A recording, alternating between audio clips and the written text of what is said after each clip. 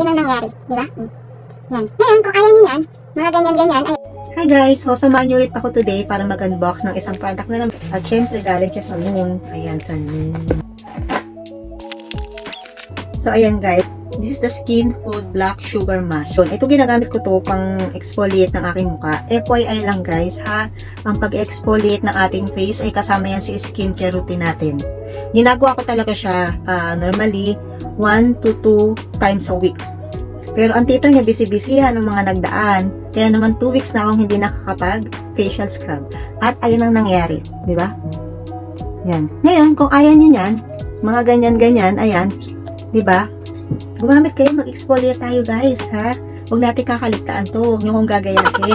Gusto-gusto ko siya kasi maliliit lang yung granules niya. Saka maganda talaga ang sugar pang exfoliate. So, ano bang nagagawa ng pag-exfoliate guys?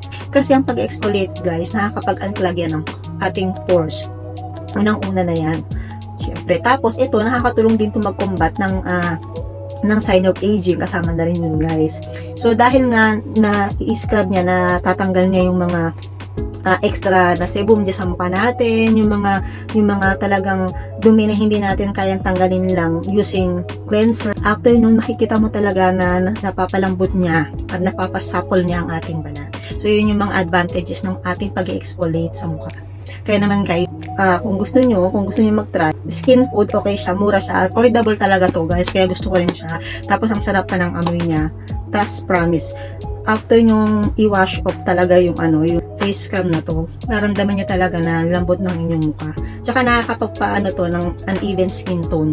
Napapalight niya rin kasi yung inyong mukha, yung mga marks dyan. Nakakatulong din naman talaga to guys. Kaya wag natin itong i-skip. Syempre, I got this from Noon. I got this just for 32 dirham. So, syempre, gamitin nyo ulit ang aking coupon. Please, FRB22 para magkaroon kayo ng extra cashback. Panalong-panalo yan, guys. So, yun guys. Hanggang dito na lang. Hope you like the video. Again, God bless us all. Be beautiful inside and out.